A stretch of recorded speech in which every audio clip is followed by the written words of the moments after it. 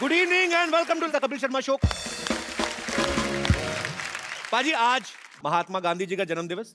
आज के दिन नेशनल हॉलिडे होता है, हर इंसान को छुट्टी मिलती है, लेकिन सही मायनों में देश को छुट्टी मिलनी चाहिए आतंक से, क्राइम से, बेरोजगारी से, और तभी ये सही मायनों में एक सच्ची श्रद्धांजलि होगी बापू गांधी को।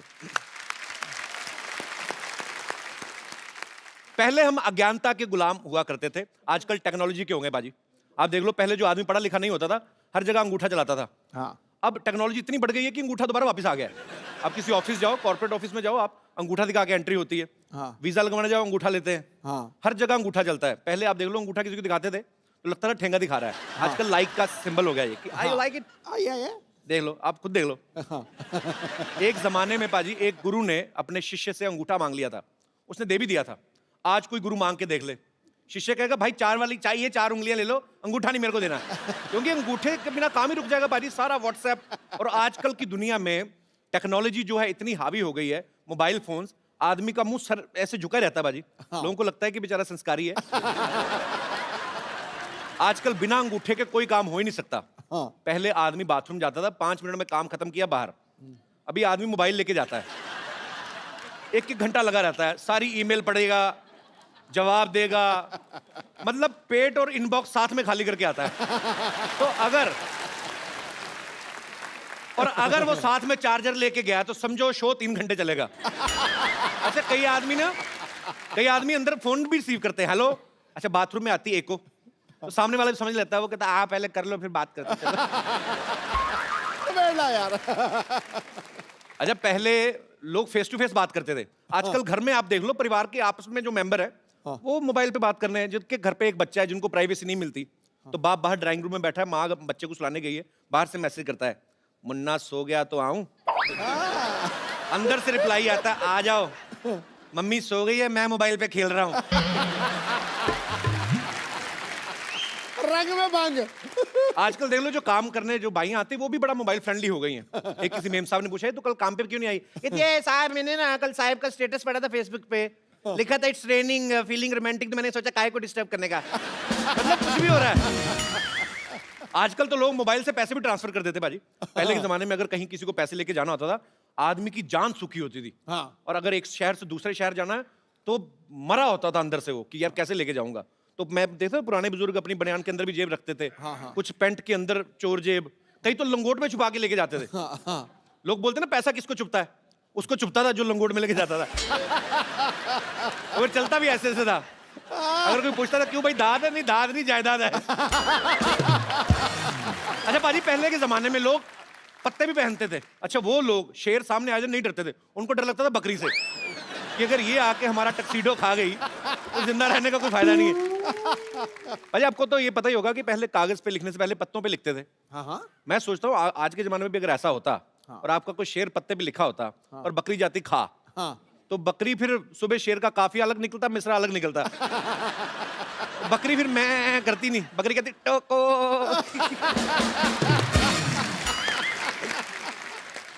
अच्छा, आजकल तो लड़का लड़की एक दूसरे को जानते नहीं, फेसबुक पे सीधा फ्रेंड रिक्वेस्ट भेज देते हैं। पहले के जमाने में जवान लड़कों को अगर कोई लड़की पसंद आती थी शादियों में, तो पहले किसी बच्चे को पटाते थे, उसको चॉकलेट देते थे, फिर उसके हाथ में मैसेज भेजते थे। ये दिनेश है ना, इसने सेम फॉर्मूला जमाया। इसने एक बच्चे को चॉकलेट खिलाई, बच्चे ने चॉकलेट खाली, चिट्ठी फाड़ती, करे तेरे से नहीं पटेगी। कई बच्चे बड़े चालू होते हैं। अच्छा, पहले के जमाने में जब लड़की को देखने आते थे लड़के वाले, लड़की सर झुका के बैठी रहती थी, आज भी बैठी रहती है, लेकिन आज रीजन अलग है।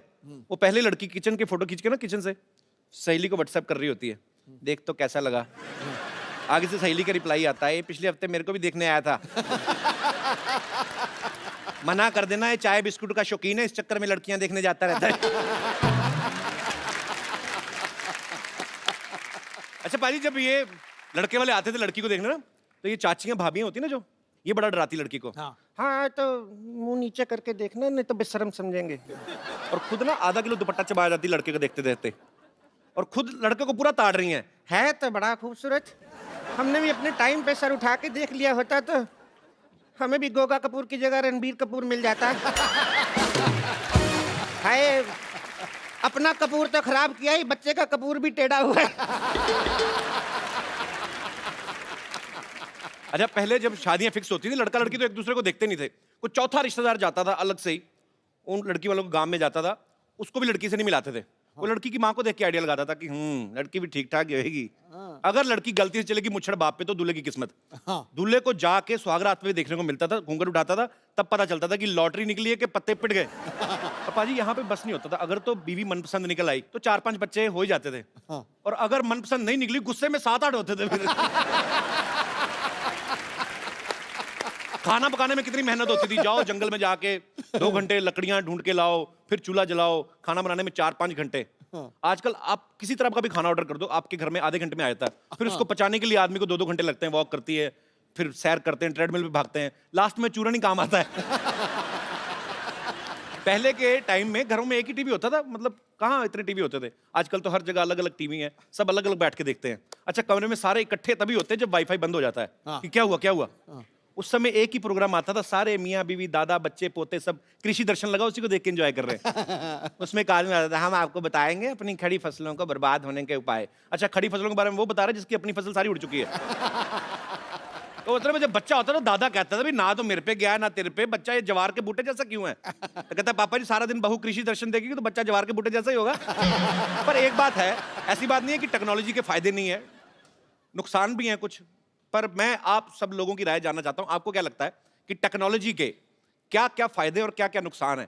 कोई मेरा भाई बंधु विशेष टिप्पणी करना चाहता हो। आप बड़ी खूबसूरत बन के आई मैम, शादी से आ रही हैं कहीं कि जा रही हैं कहीं? अच्छा, बहुत प्यारी लग रही हैं आप, बहुत शुक्रिया आपका शो में आने के लिए। जी सर, जी आप।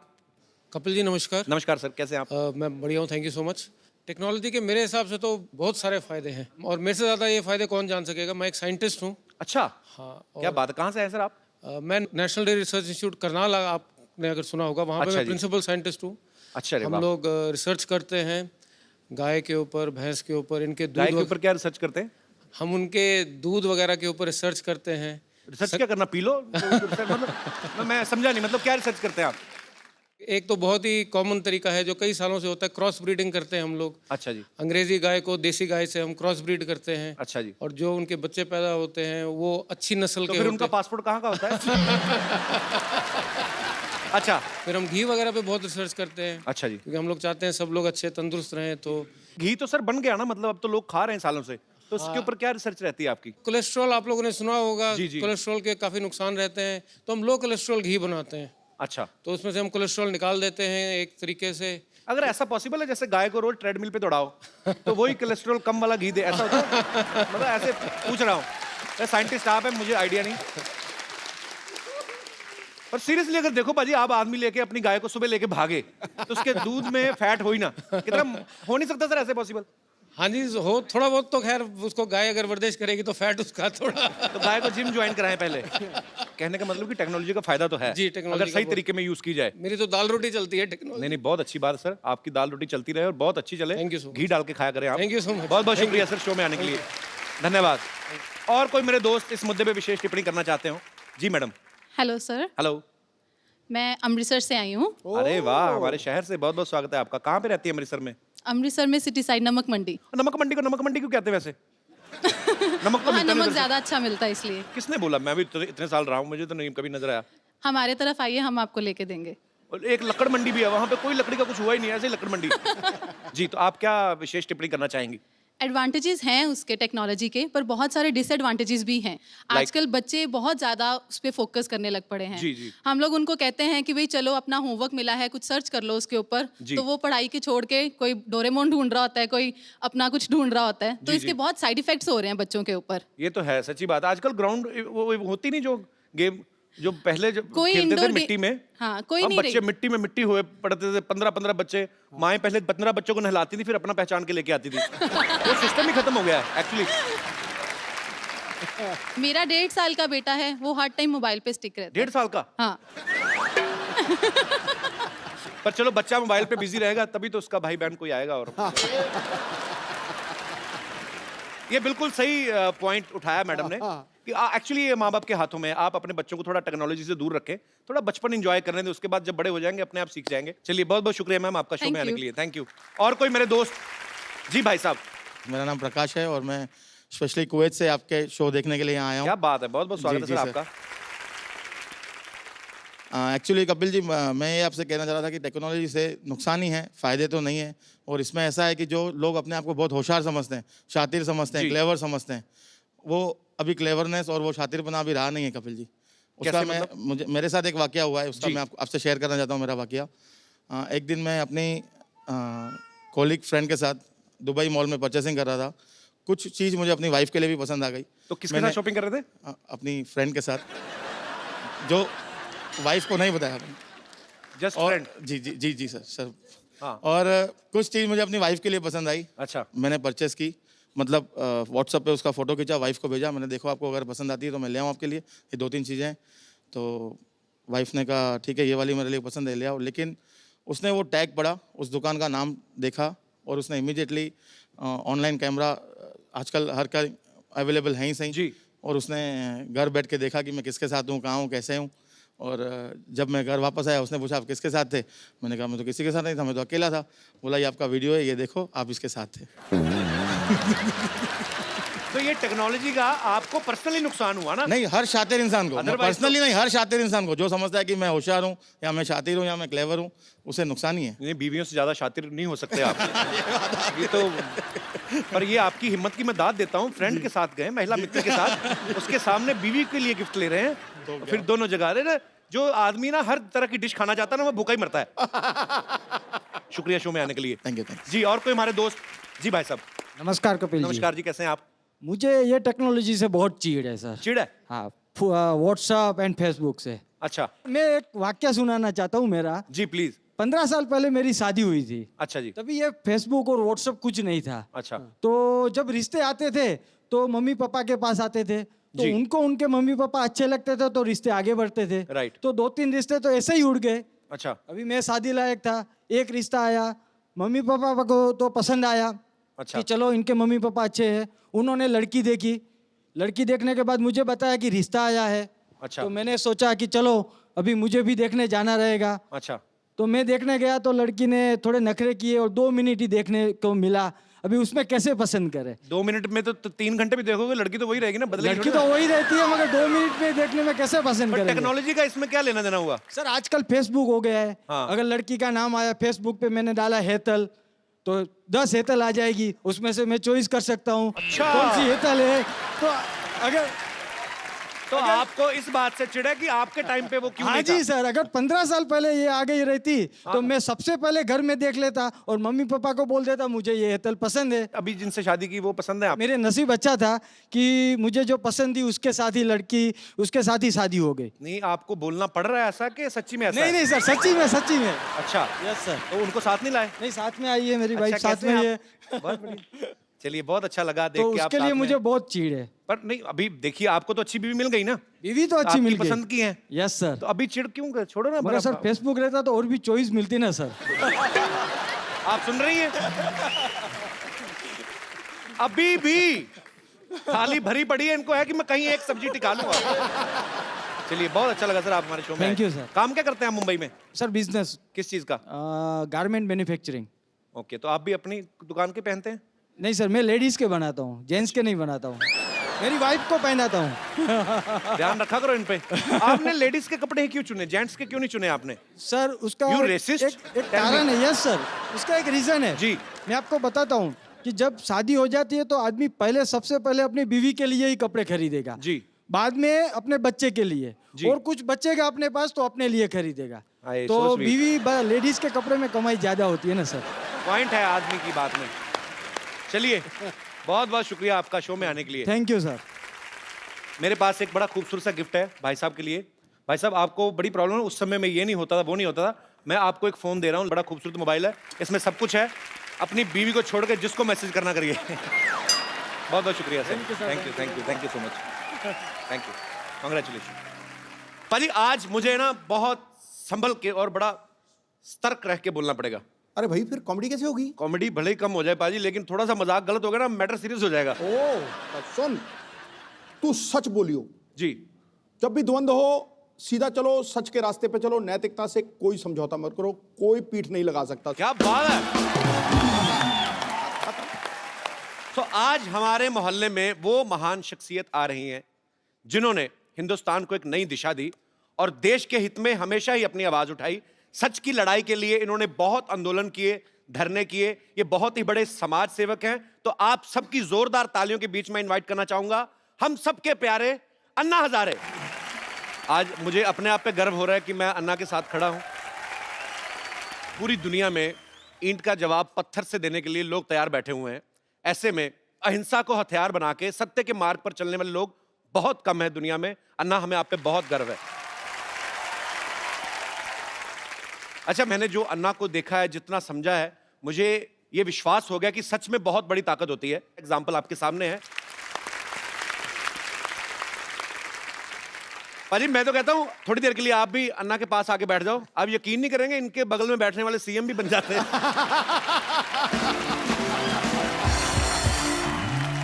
मेरा दिल कर रहा है कि मैं थोड़ी देर बैठा रहूं, चुपचाप अन्ना को देखता रहूं। आपने इतने शो किए हैं, जी। इतने एक्टर्स, इतने बड़े बड़े लोग, जी। क्या आपको कभी लगा था कि एक मंदिर में रहने वाला फकीर आदमी उसके साथ भी आप शो करेंगे? मैंने अन्ना, बहुत बहुत धन्यवाद आपका, आप आए। अन्ना, एक बात बताइए, आपको करोड़ों लोग फॉलो करते हैं, आप खुद क्यों नहीं पॉलिटिक्स में आते? मैं अगर पॉलिटिक्स में गया जी। और इलेक्शन के लिए खड़ा हो गया जी।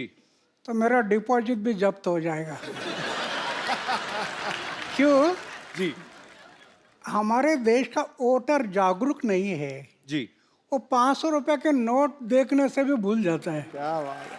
गुंडा है, भ्रष्ट है, व्यभिचारी है, 500 रुपए के नोट दिखाई दिया उसको वोट दे देता है। जी। इसलिए जागरूक मतदार ये लोकशाही का आधार है। जो मतदार अगर देश का जागरूक हो गया तो ये देश आगे बढ़ने में समय नहीं लगेगा। अरे वाह यार वाह। बाजी, मैं बहुत प्यार करता हूं अन्ना से और मेरे दिल में बहुत सम्मान है इनके लिए। हमारे देश में इतने बड़े बड़े आंदोलन हुए हैं जो अन्ना की वजह से हुए हैं। अन्ना के साथ करोड़ों लोगों का हमेशा साथ रहता है।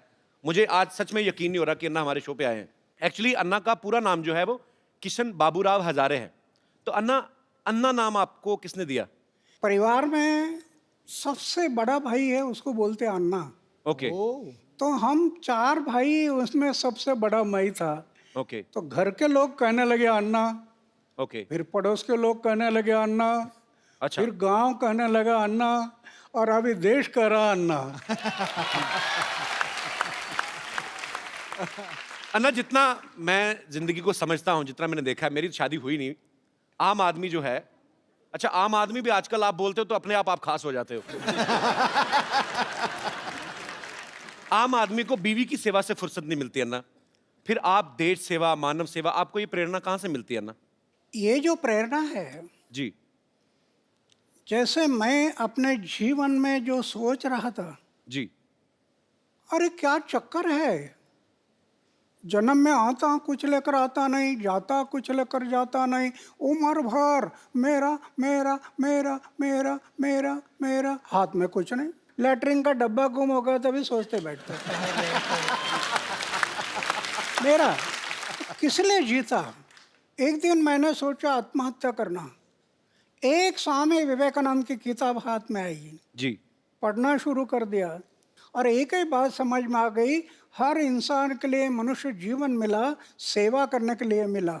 25 साल की उम्र में मैंने तय किया कि जब तक मैं जीऊँगा मेरे गांव, मेरा समाज और मेरे देश की सेवा करूंगा, और जिस दिन मैं मरूंगा गांव, समाज और देश की सेवा करते करते मरूंगा। ये मैंने व्रत लिया। अरे वाह। तो आपका जो प्रश्न है बीवी का, अभी मैंने सिर्फ शादी किया नहीं, लेकिन परिवार छूटा नहीं। जी। छोटा 4 दीवारों के अंदर एक छोटा सा परिवार में करना था, जी। वो छोटा ना करते हुए बड़ा बन गया। क्या बात है। पूरा देश परिवार हो गया।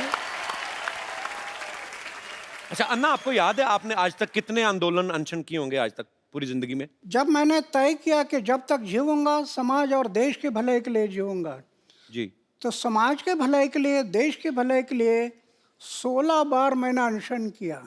वाह। राइट टू इन्फॉर्मेशन, ये कानून जो बना पहले हमने बनाया, वो क्या बात है। राइट टू इन्फॉर्मेशन पूरे देश में अभी लागू हो गया, गरीब लोगों को न्याय मिलने लगा। जी। ऐसे महाराष्ट्र में 8 कानून बनाए अभी अभी लोकपाल का बिल जी। सरकार नहीं कर रही थी, रामलीला मैदान पर बैठ गया जी और आंदोलन शुरू किया। सरकार एक एक बात के लिए डरती है, जी वो सिर्फ मोर्चा और धरने से नहीं डरती, सरकार सिर्फ गिरने से डरती है। ये डर जब लगता है ना तो ऐसे कानून बनाती है सरकार। अन्ना, जब मैं बचपन में मेरी माँ से मेरा झगड़ा हो जाता था, मतलब कभी कभी भाई होता है कि आपकी माँ से नाराजगी हो गई, तो यहाँ कोई भी बात मनवाने के लिए तो मैं खाना नहीं खाता था। पता है वो होता है ना बच्चे को भी, बच्चे बड़े चालू होते हैं ना, बच्चों को पता है माँ देख नहीं सकती कि मेरे बेटे ने खाना नहीं खाया, तो मैं खाना पीना छोड़ देता था ना, तो अपनी बात मनवाने के लिए। तो ये आपका भी बचपन में कुछ ऐसा ही स्टाइल था? मतलब मैं ऐसे ही पूछ रहा हूँ। ऐसे मेरे बारे में हुआ था। अच्छा हमारे घर के अमीरी नहीं थी, जी गरीबी थी। एक त्योहार आ था और मैं माँ को बोला एक अन्ना दे दो, एक अन्ना। अच्छा एक आना बोलते थे ना पहले। जी जी जी मुझे प्रेस करना है कपड़े के। माँ बोले अरे कपड़े को प्रेस क्या करता, मन को प्रेस करना चाहिए, कपड़ा तो क्या है ये मैला हो जाता है, मन को दाग मत लगने दे, मन को तजला रखना। तो मैं थोड़ा गुस्सा हो गया, अच्छा तो माँ ने मुझे चाटा लगा दिया। मैं दौड़ गया घर से। तो माँ डर गई, ये कहीं कुआं हुआ में तो नहीं जाएगा। फिर खोज करना शुरू कर दी, इधर खोजो उधर खोजो उधर खोजो, नहीं मिल रहा। फिर मेरा घर था, जी उसके ऊपर एक ढाबा था, अच्छा। उसमें मैं कबूतर पालता था, कबूतर। तो पीछे के रास्ते से मैं आकर ऊपर बैठ गया और सब देख रहा था कौन कौन कैसे दौड़ रहा है, कौन सा कैसे भाग रहा है, ये माँ कैसे कर रही है, ये सब मैं देख रहा था। और फिर किसी ने मुझे देखा अच्छा और कहा अरे अन्ना तो ऊपर है। अच्छा फिर वो देखने के लिए आए तो मैं मिल गया। तो ऐसे बात हुआ था मैं भी एक बार माँ के साथ, लेकिन वो माँ है, जी बिल्कुल। वो माँ है। हाँ तो फिर भगवान ही हो गया ना। तो तो मतलब खाना पीना नहीं छोड़ते थे आप बचपन में? नहीं नहीं खाना तो नहीं। खाना तो छोड़ता था समाज के भले के लिए, जब अनशन पर बैठता था जी। तब खाना छोड़ता था। क्या बात है। हर इंसान की अपने दिल और दिमाग के बीच लड़ाई चलती है। अन्ना के दिल और पेट के बीच लड़ाई चलती है। पेट को जैसे ही पता चलता है ना कि दिल ने ये डिसीजन लिया है कि मुझे अनशन करना है, पेट को टेंशन हो जाती है कि अब मैं भूखा रहूंगा, क्योंकि दिल ने तो डिसीजन ले लिया। तो अन्ना, इतने इतने दिन, कई कई दिन तक आप खाना नहीं खाते हो, तो कैसे आप, कौन सी शक्ति जो आपको ऊर्जा देती है? समाज और देश के भले के लिए मरने की तैयारी रख दिया ना जी। तो दिन गिनने की जरूरत नहीं। वाह। अच्छा ना, मैंने खुद टीवी पे देखा है, करोड़ों लोग सड़कों पे आ गए थे जब अन्ना का 4 साल पहले आंदोलन शुरू हुआ था। अन्ना, जब लोग आपके साथ जुड़ते हैं तो फिर जो लोग चाहते हैं, कुछ ऐसे भी होते हैं मेरे जैसे कि भूख लग गई अब क्या करें, तो बीच में आधे घंटे के लिए गायब नहीं होते लोग? मतलब मतलब ऐसे पूछ रहा हूँ कि वो आपके हौसले की वजह से टिके रहते हैं एक्चुअली। नहीं, मैं तो ये जो अनशन करते हैं ना, जी वो सही अनशन नहीं, वो तो दिखाने के लिए अनशन होता है, जी इसलिए बीच में गायब हो जाते हैं। मैं कभी अनशन पर बैठ जाता है, जी कोई भी बात का मैं पीछा करता हूँ, जी और जब आखिरी समय आता तो फिर करेंगे मरेंगे, इस इरादे से बैठ जाता है। वाह। जब मैं बैठ जाता हूँ तो मेरी ऐसी धारणा है, अरे हार्ट अटैक आकर लोग मरते हैं ना, हार्ट अटैक, हम पढ़ते हैं ना अखबार में, जी रात को 10 बजे तक गप्पे लड़ाई और सवेरे चाय पीने के लिए उठाए नहीं। मेरी ऐसी धारणा है, जी हार्ट अटैक आकर मृत्यु आना, जी इसके बजाय समाज और देश की सेवा करते करते मृत्यु आ गया तो ये मेरा सौभाग्य है। क्या बात है। अच्छा अन्ना, आप 4 भाई हैं, जैसे नॉर्मल परिवार में होता है कि जैसे एक दुकान है पिताजी की, तो एक भाई अगर बीमार है तो दूसरा जाके दुकान पे बैठ गया। ऐसा कभी हुआ है कि आपको समय ना लगा और दूसरा भाई जाके अनशन पे बैठ गया हो? आई मीन आपकी फैमिली की तरफ से भी सपोर्ट होता था आपको हमेशा? नहीं, अभी क्या है कि मेरा एक भाई बैंक में है, अच्छा जी। वो उधर ही रहता है, अच्छा दूसरा कोऑपरेटिव डिपार्टमेंट में एक है, अच्छा वो भी उधर ही रहता है। अच्छा और तीसरा है वो पड़ोस के गांव है, जी। वहाँ उसका लड़का सर्विस में है, उधर रहता है। और एक भाई है वो खेती पर है गांव में। ओके अभी मैं तो 45 साल हो गया घर में गया नहीं। जी मेरे भाई के बच्चों का नाम क्या है मुझे पता नहीं अभी तक। ये आपको यकीन नहीं होगा, जी करोड़ रुपए की योजना अपनाई, करोड़ रुपए की, बैंक बैलेंस नहीं। वाह मुझे राष्ट्रपति ने पद्मश्री, पद्म भूषण, अमेरिका, दक्षिण कोरिया, कनाडा, कहाँ कहाँ अवार्ड मिल गए। करोड़ रुपए से ज़्यादा अवार्ड मिल गए कैश।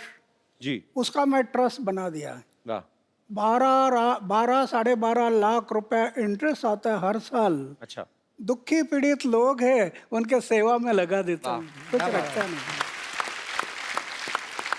सिर्फ सोने का एक बिस्तर है और खाने का प्लेट है, मंदिर में रहता हूँ। जी लेकिन मैं अनुभव करता हूँ, अरे लखपति करोड़पति को जो आनंद नहीं मिलता होगा वो मैं अनुभव करता, कितना आनंद है। अन्ना, जैसे आप देश हित में काम करते हो, कई कई दिन तक आप अनशन करते हैं, आंदोलन करते हैं, आप पूरे देश में भ्रमण करते हैं। अगर आपकी शादी हुई होती तो बीवी तो एक एक घंटे बाद फोन करके पूछती। शादी, तो वो तो पूछती बीवी तो। यही तो खतरा मुझे लग रहा था।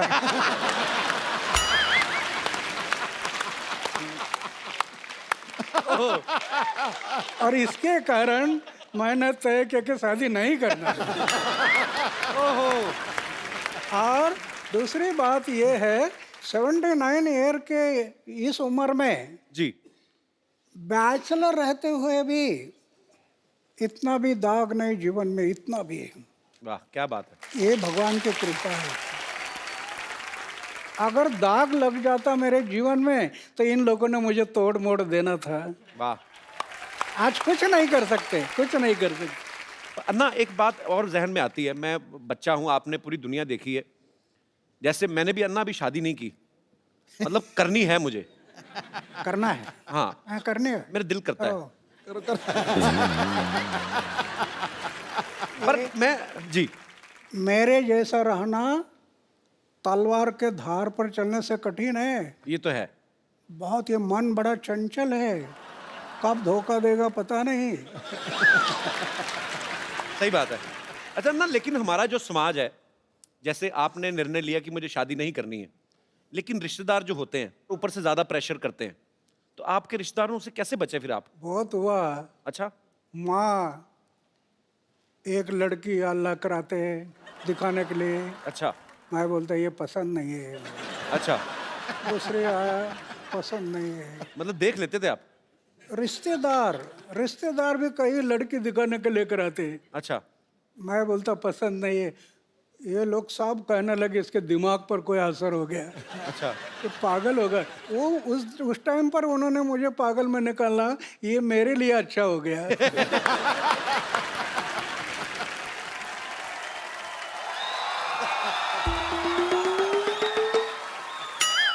हेलो हेलो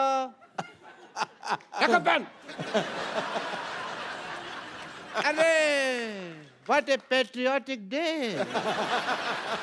अन्ना हजारे साहब आए हुए हैं। सर नमस्कार।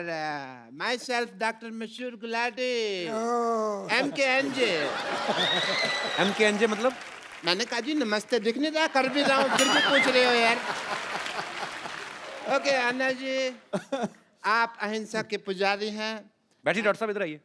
आज वैसे नहीं बिठा रहे? नहीं नहीं, क्यों? अन्ना के सामने बदतमीजी नहीं करनी, बैठिए। इतनी इज्जत आज तक इस आदमी ने मुझे नहीं दी।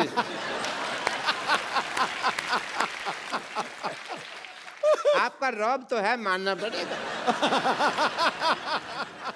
आप अहिंसा के पुजारी हैं and I must tell you Anna साहब, मैं भी बहुत अहिंसा को मानता हूँ, पर मेरे को लोग मारते हैं, मैं उनके ऊपर हाथ नहीं उठाता। क्योंकि मेरा हाथ पहले मरोड़ देते हैं, मेरा उठता ही नहीं। एनीवे अन्ना जी, मैं आपका बहुत बड़ा फैन हूँ। मैंने आपके जैसा सच्चा ईमानदार इंसान नहीं देखा कभी जी। और मैंने आपके जैसा झूठा 420 नहीं देखा कभी। आप अन्ना के फैन कैसे हो सकते हैं? एक भी आदत है आप में अन्ना जैसी? अरे क्या बात कर रहे हो यार? और मैंने ना अन्ना की तरह समाज सेवा करने का ठान लिया है, पता है आपको? और मैंने ना गरीबों में राशन बांटा, आपको पता है? और बाद में अन्ना दुकानदार ने पीटा इनको क्योंकि उसका राशन बिना पूछे बांट रहे थे ये। भाई मुझे नहीं पता था ना कि दान देने के लिए पूछने की जरूरत होती है। मैंने तो ये सुना था कि राइट हैंड से दान दो तो लेफ्ट हैंड को पता नहीं चलना चाहिए, तो मैंने ये बाएं हाथ जेब में डाल लिया, पर दुकानदार ने देख लिया, फिर दाएं बाएं दोनों से उसने मुझे पीटा। खैर छोड़ो इस बात को। आपको पता है कि एक बार मैंने 4 लोगों के साथ मिलके एक बुजुर्ग आदमी को सड़क पार कराई है। तो आप अकेले भी करा सकते थे, 4 लोगों की क्या जरूरत थी? वो मान नहीं रहा था ना सड़क पार करने को, तो जबरदस्ती की मैंने। मैंने कहा इसकी सुनेंगे तो हम तो कभी समाज सेवा कर ही नहीं पाएंगे ना। आपको इस बात के लिए मार पड़ सकती है डॉक्टर साहब। अहिंसा के पुजारी यहाँ बैठे हुए हैं और तुम हिंसा की बात कर रहे हो। अच्छा अन्ना जी एक बात बताइए, आप अनशन पे बैठते हैं, धरने पे बैठते हैं, आपको कोई कुछ नहीं कहता, मेरे को उठा के बाहर फेंक देते हैं, ऐसा क्यों? तुमने कब दिया धरना? तो झूठ बोल रहे हैं आप तो। मैंने धरना दिया ना पब्लिक गार्डन में, 200 दिन धरना दिया मैंने। अन्ना इसने पता क्या किया? ये पब्लिक गार्डन में बैठ गए, बैठे बैठे इन्होंने वहां पे जाके कमरा बना लिया एक। उसको धरना थोड़ी, उसको तो कब्जा बोलते हैं। कमरा नहीं बनाया था, 2 BHK बनाया था वहां पे। अन्ना ये आदमी बहुत झूठा है, ये नकली डॉक्टर है, इसके पास ये डिग्री भी फर्जी है। फर्जी? चुप कर रहे हो, फर्जी डिग्री कैसी है? मैंने 10,000 रुपए में खरीदी है ये डिग्री। Get out! पाजी आपको पता है?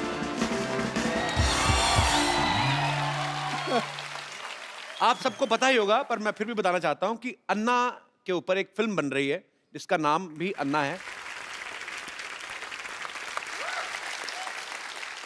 अन्ना देश सेवा करते करते आपने तो खैर आप तो दिल से कर रहे हैं, पर आपने कभी सोचा था आपके ऊपर कभी कोई फिल्म बनाएगा कोई डायरेक्टर? एक फकीर आदमी उस पर ऐसे फिल्म बनेगी ये मुझे सपना में भी कभी नहीं लगा था, लेकिन जो काम खड़ा किया है जी वो पूरे देश में फैल गया था। जी। और हमारे जो रविंद्र जैन के भाई है मनेंद्र जैन जी। उनको लगा कि ये काम समाज के सामने जाना बहुत ज़रूरी है, बहुत जरूरी है। जी वो मुझे बताने लगे कि ऐसे ऐसे फिल्म बनानी है। जी और उसमें जो काम करने वाले लोग हैं जी। इन्होंने इतना मेहनत किया। मैं फौज में था, बर्फ में रहा, 7 साल बर्फ में रहा, जी। तो मैंने 6 डिग्री माइनस हिमालय में उधर जाकर इन्होंने शूटिंग किया। तो ऐसे कई जगह पर जो काम हुआ वो जनता देखने से उनको जरूर इसमें प्रेरणा मिलेगी, नव युवकों को प्रेरणा बिल्कुल मिलेगी। बिल्कुल। आप फिल्में वैसे देखते हैं कभी अन्ना? अभी मैं फिल्म नहीं देखता, पहले देखते थे? पहले तब आप? देखता था। मेरी उम्र थी 13-14 साल की, तब मैं फिल्म देखता था। अच्छा। और भाई ऐसा देखता था कि नया फिल्म का फर्स्ट शो, अरे क्या बात है। अगर फर्स्ट शो चला गया तो मुझे इंटरेस्ट नहीं आता फिर क्या बात है, सबसे पहले देखनी है। उस टाइम पर। अन्ना मैं आपको कुछ फोटोग्राफ्स दिखाऊं, आप पहचानेंगे कौन है? ये है अन्ना टीवी में, इनको पहचानते हैं आप? हाँ दिलीप कुमार जी है। अरे क्या बात है। और दूसरी एक और दिखाइए। अन्ना इनको पहचानते हैं आप? ये उस टाइम पर इतना नहीं थे। इनका नाम पता है आपको? हाँ नाम तो अभी भूल गया है लेकिन जानता हूँ। अन्ना ये शाहरुख खान है। शाहरुख खान। शाहरुख खान है। अन्ना इनको पहचान रहे हैं आप? वैजयंती माला है ये अपना, वो दिलीप कुमार और वैजयंती माला साथ में थे ना फिल्म जी में। जी जी। नया दौर में कौन थे?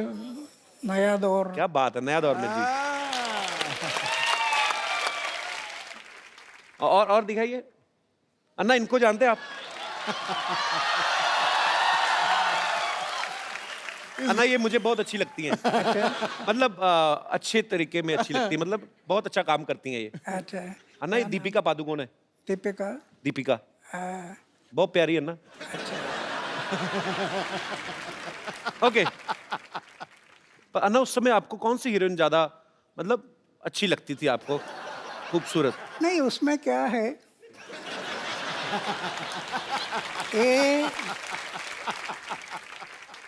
जैसे हीरोइन है तो मैं उनका काम पर देखता था, उनके हाव भाव, उनके एक्टिंग, वो मुझे जो पसंद आते थे। जी। देखने के लिए अच्छे लगते, ये मुझे अच्छे नहीं, उनका काम। कप्पू, और कप्पू, हे कप्पू, क्या है? वो किशन जी आने वाले थे, आए क्या? हाँ, कप्पू आई।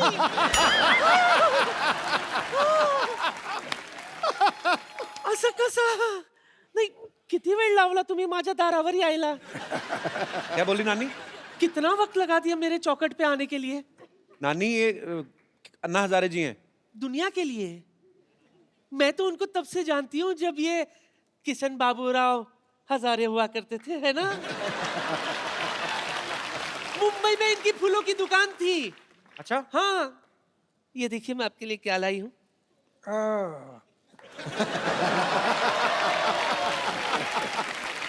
आपको याद है मैं रोज आपकी दुकान से एक फूल खरीदा करती थी? अभी तो 60 साल बीत गए, अभी कहाँ याद करोगे। रोज इनके दुकान से एक एक फूल इकट्ठा किया करती थी मैं, फिर उसका वरमाला बनाती थी। फिर एक दिन गाय आकर पूरा पूरा वरमाला खा गई। मेरा सपना धरा का धरा रह गया। लेकिन सच कहूं, मुझे उस बात का बिल्कुल भी अफसोस नहीं है। मुझे तो इस बात की खुशी है कि अगर आपकी शादी होती ना, वो लड़की बहुत खुशनसीब होती, क्योंकि उसको खाना कम बनाना पड़ता था ना, क्योंकि हर वक्त आप तो अनशन पे बैठे रहते है ना? नानी, इनको घर नहीं बसाना था ना, इनको देश बसाना था, इसलिए उन्होंने शादी नहीं की। लेकिन मेरे अरमान तो अधूरे रह गए ना। हाँ? Anyway, मुझे इस बात का बहुत अफसोस है कि मैं आपकी नहीं हो सकी, लेकिन इस बात की खुशी है कि आप देश के हो गए। हाँ, इसलिए तो मैं भगवान के आभार मानता हूँ कि मैं पूरा देश का बन गया। सच सच सच सच सच। इसलिए मेरे लिए तो आपके चरणों की धूली काफी है। नानी, ना। एक मिनट।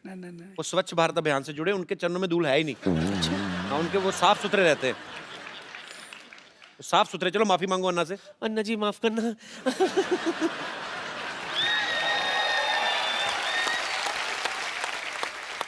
अच्छा अन्ना, हमने सुना है कहीं पे आपके बारे में पढ़ रहे थे, तो ऐसे सुना था कि फौज में जब आप भर्ती होने गए तो जो मापदंड होते हैं प्रॉपर की, हाँ, फिजिकल फिटनेस और ये सब चीजें, तो एक दो चीजों में शायद आप पास नहीं हुए थे, तो उसके बावजूद भी उन्होंने आपको फौज में भर्ती किया, तो उसके पीछे क्या कारण था अन्ना? 1962 में चाइना ने हमारे ऊपर हमला किया जी।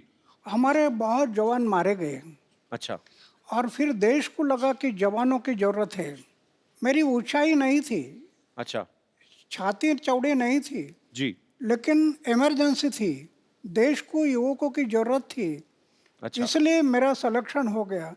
मैं 14 लोगों का कमांडर था जाते समय। अच्छा। तो हम सब लोग 14 लोग थे।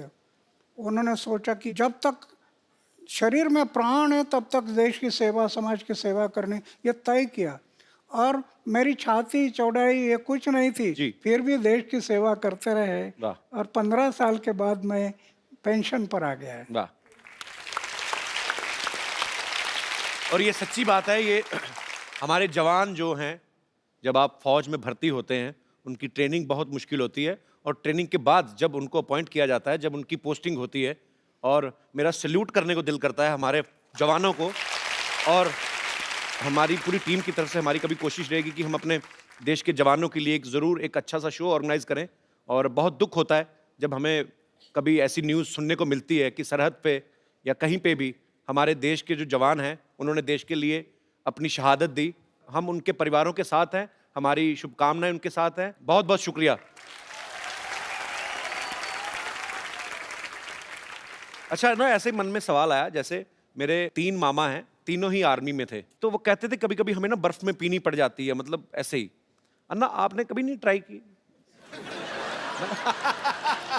मैं शुरू में जब बर्फ में मैं गया जी। तो 2 पैक रम मैं पीता था शुरू में। लेकिन जब स्वामी विवेकानंद की किताब पढ़ी, जी जीवन समझ में आ गया कि सिर्फ खाना पीना और मरना इसके लिए जीवन नहीं। फ्री रम मिलती थी, फ्री, जी लेकिन कभी मैं हाथ नहीं लगाया उसको। वाह 1975 में पेंशन आ गया, अभी 38 साल बीत गए, हमें 2 बोतल रम मिलती है हर जवानों के लिए। अच्छा। लेकिन मैं कभी रम लेने के लिए गया नहीं। आज मुझे दुख होता है, ये दोनों देशों को अभी फिर से लड़ाई करना ठीक नहीं है। दोनों की आर्थिक स्थिति फिर बहुत विकट है। एक लड़ाई में कितना खर्चा आ जाता है, जी देश कितनी जानें चली पीछे जाती जाता हैं। है। जी। ये आज वो लड़ाई होना नहीं चाहिए ऐसे मैं मानता हूँ। लेकिन अगर पाकिस्तान नहीं मानता है तो 79 ईयर मेरा एज हो गया और जरूरत पड़ी तो फिर मैं सीमा पर जाने के लिए तैयार हूँ। क्या बात है। और कप्पू शर्मा, ओ हो, वाह वाह वाह वाह, हमारे तो भाग्य ही खुल गया अन्ना, आप हमारे मोहल्ले में आए। देखिए मैं आपके लिए चाय लेकर आया हूँ। अन्ना चाय पीते नहीं है, उनको जूस पिलाओ बेवकूफ आदमी। जूस तो इनको बड़े बड़े लीडर नहीं पिला सके, मुझसे क्या पियेंगे ये। देखा बाजी, आज पहली बार इसने फंबल नहीं मारा आके। पूरी लाइनें कड़क करके बोली हैं। ये मतलब ये अन्ना के पास आने का जादू है। ये आदमी में अपने आप कॉन्फिडेंस आ जाता है। और मैंने इनसे ये सारी चीजें सीखी हैं। इनसे तो मैंने सादा जीवन जीने का, उबलते हुए विचारों को। ओए, उबलते विचार नहीं, उच्च विचार। हाँ तो अब मेरा काम चाहेगा, मेरे विचार तो उबलेंगे ही ना।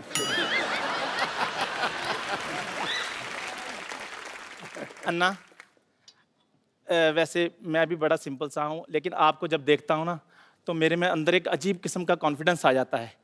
लेकिन जब मैं बड़ी बड़ी जगह पे जाता हूँ मेरा कॉन्फिडेंस थोड़ा लूज हो जाता है। तो कभी आपके साथ भी ऐसा हुआ है कि आप 5 स्टार होटल में गए हो और छुरी और कांटा पकड़ते पकड़ते आपको भी कुछ थोड़ा कॉन्फिडेंस ऐसे हो गया हो? मैं इतना टूर करता हूँ जी। लेकिन होटल में कभी जाता नहीं। वाह वाह। एक बात है, जी गया तो उसको याद नहीं रखता, भूल जाता हूँ। याद रखना ये घातक होता है। जी जी। इसलिए मैं याद नहीं रखता। इसको भी अन्ना, इसके माता पिता ने याद नहीं रखा, भूल गए वो। अच्छा अन्ना, मुझे एक बात प्लीज बता दीजिए कि मैं एक आम आदमी चाय बेचने वाला हूँ, मैं कहाँ तक पहुँच सकता हूँ अपनी लाइफ में? अरे हमारे देश का उदाहरण है ना, जी चाय बेचने वाला आदमी भी पंतप्रधान बन सकता है ना। क्या बात है। अन्ना आशीर्वाद दे दीजिए ताकि मैं अपनी लाइफ में बहुत ज़्यादा आगे बढ़ूं। Thank you very much, thank you very much.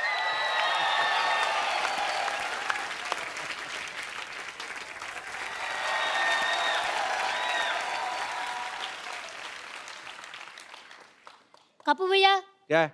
अब मुझे स्कूल नहीं जाना। क्यों, क्या बात हो गई? अरे वहाँ मुझे रोज मुर्गा बना देते, बड़े को क्या मैं मुर्गा बनूंगा? नजारे जी, आशीर्वाद दो, आशीर्वाद दो। कैसे हो? मैं तो ठीक हूँ, पर आपसे मुझे क्वेश्चन पूछना था। बैग उतार दे बेटा, इतना भारी बैग क्यों लगा तू? भारी नहीं है, हाँ। पर मैं ये कह रहा था कि आपके टाइम पे भी स्कूल में पनिशमेंट मिलता था, मतलब जी हाँ, हमारे टाइम पनिशमेंट मिलता, छड़ी थी, छड़ी। गलती किया तो ऐसा हाथ करना और टीचर मारता था छड़ी से। तो वो तो मेरी हमारे हैबिट है। मराठी में कहावत थी, छड़ी लागे छम छम, विद्या ये घम घम। ऐसी कहावत थी। लेकिन अन्ना आजकल बंद हो गया है स्कूलों में ना। अभी नहीं, आजकल नहीं मारते अभी मारने के लिए परमिशन नहीं, जी। इसलिए तो शिक्षा का दर्जा डाउन हो गया। अन्ना ये मेरे को बड़े सवाल इसने मुझे बोला था कि मैं अन्ना से पूछना चाहता हूँ। जैसे आजकल ना बच्चे मोबाइल पे ज़्यादा गेम्स खेलते हैं, तो अब ये बच्चों की तरफ से ये सवाल था कि आप बचपन में क्या खेल खेला करते थे? हम तो गांव में लगोरी थी, लगोरी। अच्छा। ये पत्थर एक के ऊपर एक रखना, हाँ और उसको तोड़ना। हाँ फिर ईटी डांडू, वो हाँ, डंडा वो और डंडे ईटी, गिल्ली के साथ। गिल्ली डंडा। घुमाना, फिर खो खो, हाँ कबड्डी, जी, ऐसे खेल हम लोग खेलते थे। तो शरीर भी फिट रहता था। हाँ, आप मोबाइल वगैरह सब सीखना है, लेकिन साथ साथ चारित्र को संभालना, आचार शुद्ध रखना, विचार शुद्ध रखना, जीवन निष्कलंक रखना, दाग नहीं लगना जीवन में, बेदाग जीवन है, तो आप कल के महापुरुष बन जाएंगे। अच्छा बेटा, समझ में आई अन्ना की बातें ना? चलो पाँव छुओ, आशीर्वाद लो, चलो।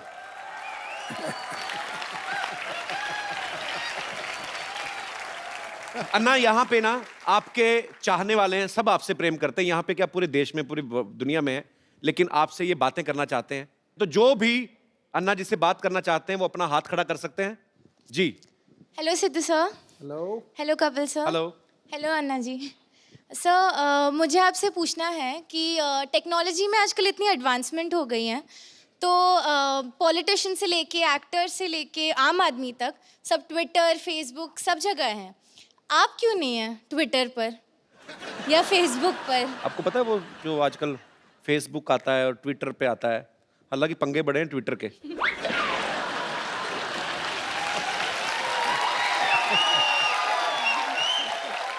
नहीं, मेरा ये दुर्भाग्य है कि मैं ज़्यादा पढ़ाई नहीं कर सका, लेकिन विज्ञान ये बढ़ते जा रहा है, दुनिया में आश्चर्यजनक प्रगति हुई है, टेक्नोलॉजी में बहुत डेवलप हो गया है। एक तरफ विज्ञान ने अंतरिक्ष में प्रवेश किया, लेकिन दूसरी तरफ अध्यात्म ने अंतरिक्ष अपने अंदर भी प्रवेश करना जरूरी है। अध्यात्म ने हर एक इंसान के भीतर प्रवेश करना, अगर वो प्रवेश नहीं किया तो विज्ञान इंसान को विकास की भूलताप देकर विनाश की तरफ लेकर जाएगा। तो कहने का तात्पर्य ये है कि हर बात ट्विटर पे करना जरूरी नहीं है।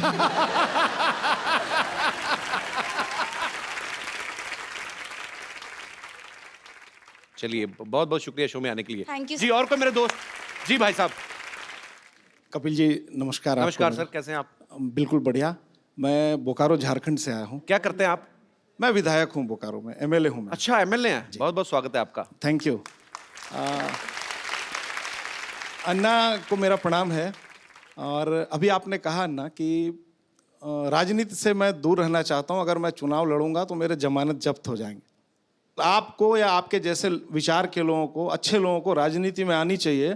क्या यह समय की मांग नहीं है कि नौजवानों का आप आह्वान करें कि देश हित में भ्रष्टाचार रोकने के लिए, देश की एकता और अखंडता को मजबूत करने के लिए अच्छे नौजवान, राष्ट्र हित का सोच रखने वाले नौजवान आगे आए भारत माता की सेवा करने के लिए?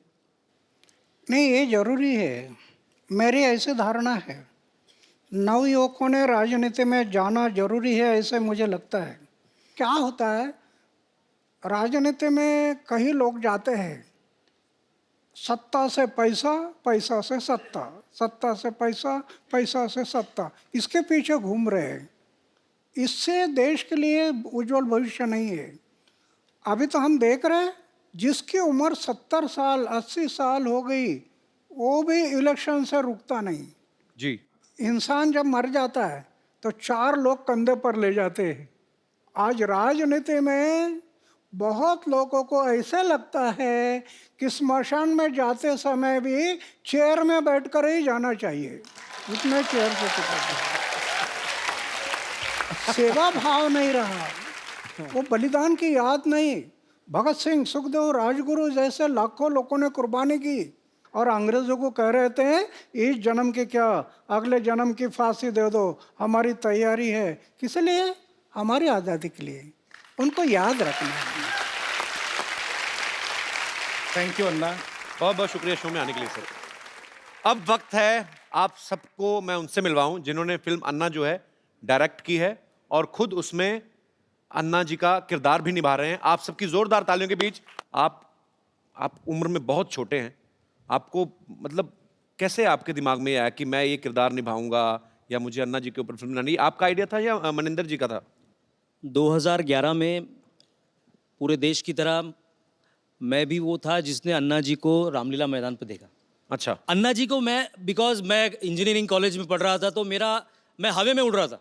अच्छा। जिंदगी में फिल्में देखनी, कॉलेज घूमना। अचानक जब इनको देखा तो मैंने ये कहा कि इनको क्या हो गया, 74 साल का आदमी सरकार से पंगा ले रहा है, ये तो गए काम से।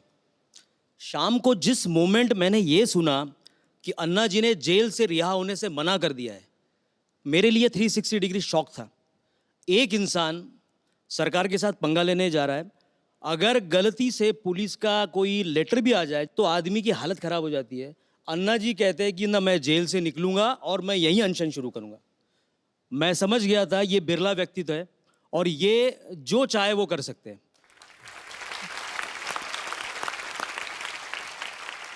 उस दिन से 13 दिन मैंने खाना पीना सब टीवी के सामने कर रहा था मैं, और उसी वक्त सोच लिया अगर जीवन में अब अगली फिल्म में अगर करूंगा तो मैं अन्ना जी पे करूंगा।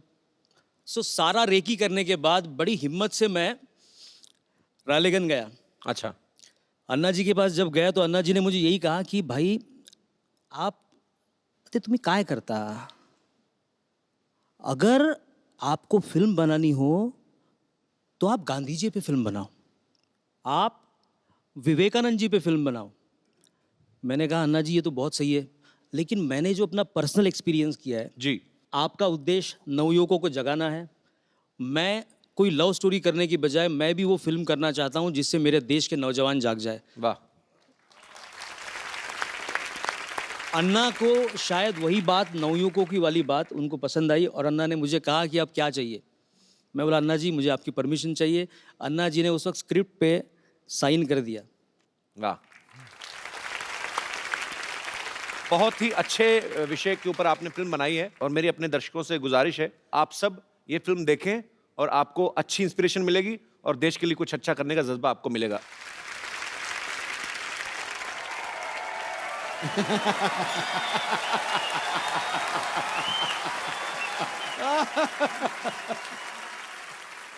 हमारा मांगे पूरी करो, हमारे मांगे पूरी भरो।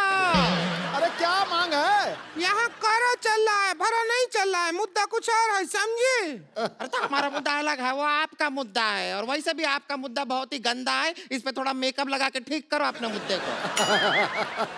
फालतू बात नहीं करो, मुद्दा वही रहेगा मांग पूरी करने का। तुम्हारा भैया हमारा मांग पूरी नहीं करता है। अरे तो कैसे करेंगे? इनके मांग पूरी करते करते हमारे भैया खुद मांगने पे आ गए हैं। परसों के दिन पे लिपस्टिक खरीदने के लिए इनके लिए लिपस्टिक खरीदे, अपना बनियान बेचना पड़ा उन्हें। झूठ बोल रही है, तुम्हारे भैया तो बनियान पहनते ही नहीं है। अरे तो बेच दिए हैं तो कहाँ से पहनेंगे? चल अभी बनियान छोड़, अन्ना जी बैठे हैं वहाँ, उनका आशीर्वाद ले ले। चल आजा। अन्ना जी नमस्ते। रिंकू देवी हमें संतोष कहते हैं, संतोष। ननद हमारी। चल अभी अनशन पे बैठते हैं। चलिए अभी बैठ तुम लोग अनशन कर क्यों रहे हो? क्या चाहिए तुम लोगों को? हमको सलमान खान चाहिए, दिला दो। क्या बात कर रहा है? ये तो हो गई इस साल की सबसे फालतू बकवास। हाँ। आगे बताओ। तो अन्ना जी बहुत परेशान हैं, जो हमारे मर्द हैं, इनके जो भैया हैं हमको बिल्कुल प्यार नहीं करते। ऐसा क्या हम में कमी है जो हमको प्यार नहीं करते? अन्ना जी इसके मुंह में करप्शन है। अब ध्यान से देखिए, है किसी और का, लगता किसी और का है। भगवान ने तुम्हारा खराब करके भेजा काम, तो क्या करें? नहीं यकीन सिद्धू भाई से पूछ लो। नहीं ना, उनसे पूछने का जरूरत नहीं है, वो तो कोहली का बैटिंग में भी कमी निकाल देते हैं।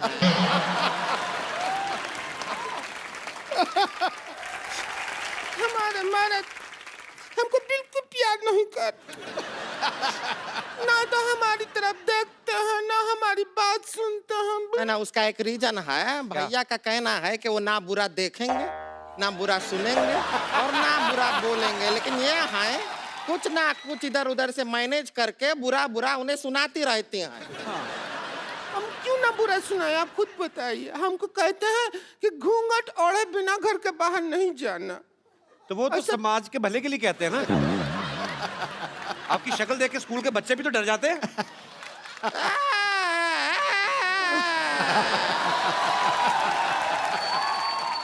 कुछ भी बोलते रहते हैं, बच्चे डर जाते हैं। अरे ऑफिस जाने वाले बड़े बड़े मूंछ वाले लोग भी डर जाते हैं। तुम्हारे भैया तो नहीं डरते हैं मुझसे। तो उनकी मूंछ भी किधर है? पहले मूंछ हुआ करती थी, पैसा का जरूरत पड़ा तो लाला ने कहा कि मूंछ रख दो, पैसा ले जाओ, तो मूंछ उतार दिया। अच्छा चलिए छोड़िए, बहुत ज्यादा छीछा लेदर हो गया है। अभी आप अपना अनशन जो है वो तोड़ दीजिए। चलिए कोई सिर इधर लाते, सिर पे तोड़ते हैं। अरे नहीं, अरे ऐसे थोड़ी अनशन तोड़ते। ए लीजिए, आपके लिए लेकर आए हैं, ये पी के अनशन तोड़ अभी दीजिए। शुरू नहीं हुआ तोड़ भी दिया। इतना ही होता है लंबा, इससे लंबा अनशन हमसे। ये तो नारियल का तेल है। अरे हम नारियल का पानी ही ला रहे थे, वो नारियल थोड़ा ज्यादा दब गया हमसे, तो तेल निकल आया। चलो कोई बात नहीं, पानी से तो महंगा ही होता है तेल। अच्छा है, अच्छा है। वैसे छोटी छोटी बात पे लड़ती हैं, आज इतनी लड़ाई नहीं कर रहे तुम लोग, बड़ा मैं हैरान हूं। आज अन्ना जी आए हुए हैं, हम यहाँ पर लड़ाई नहीं करेंगे, बिल्कुल नहीं नहीं करेंगे। आज के पूरा एपिसोड के एंड तक बिल्कुल लड़ाई नहीं मैं करेंगे। अपने दर्शकों को बताना चाहता हूं कि मनिंदर जैन जी प्रख्यात म्यूजिक डायरेक्टर रविंदर जैन जी, ये उनके छोटे भाई हैं। धन्यवाद, बहुत बहुत धन्यवाद। तो मनिंदर जी, शशांक आपसे मिले थे आपकी ये आइडिया लेकर? शशांक मुझको मिला, पहली मुलाकात में मैंने हाँ कर दी। लकीली उस समय मेरे बड़े भाई रविंद्र जैन जी मेरे साथ में थे जी। उन्होंने भी सुना और उन्होंने तुरंत उसी समय 2 लाइन गाई थी, कोई तो है जो देश की चिंता करता है। उसी समय उन्होंने बोला था और मुझसे कहा था कि जाओ तुम इस फिल्म को जरूर बनाओ। वो मेरी इसकी शुरुआत थी। इस फिल्म में अन्ना जी जब 9 साल के थे तब इनकी माँ ने सिखाया, संस्कार दिए। इसके बाद मिलिट्री में रहे। तो ये जो एक 9 साल के बच्चे से लेकर के 79 ईयर्स तक का जो सफ़र है वो हमने किस तरह से दिखाया है, अगर आप इसको देखेंगे तो आप ताज्जुब कर जाएंगे। मेरा मन है कि इस फिल्म को देख करके अगर हमारे देश में कुछ और अन्ना, कुछ और गांधी जी पैदा हो जाएं तो मेरा बनाना सफल हो जाएगा। कपिल जी, जी सर, बहुत बड़ी कॉज में आप हमारे सहभागी बने हैं सर। इसी के लिए मेरा मन है कि मैं आपको कुछ भेंट करूं। जी प्लीज, अगर आप कहें तो मैं ऊपर आऊं। जी जी please. Thank you.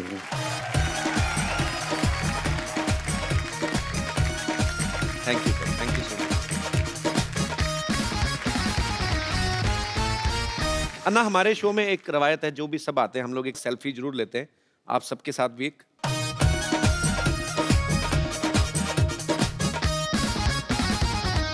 Thank you.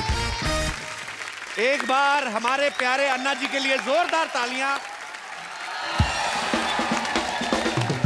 समाज का परिवर्तन लाना, देश को खड़ा करना, ये सबका हमारा मकसद यही है। तो मैं ज़्यादा ना कहते हुए मेरे साथ में थोड़े एक घोषणा देंगे, ऐसे अपेक्षा करता हूँ। भारत माता की जय, भारत माता की जय, वंदे मातरम, वंदे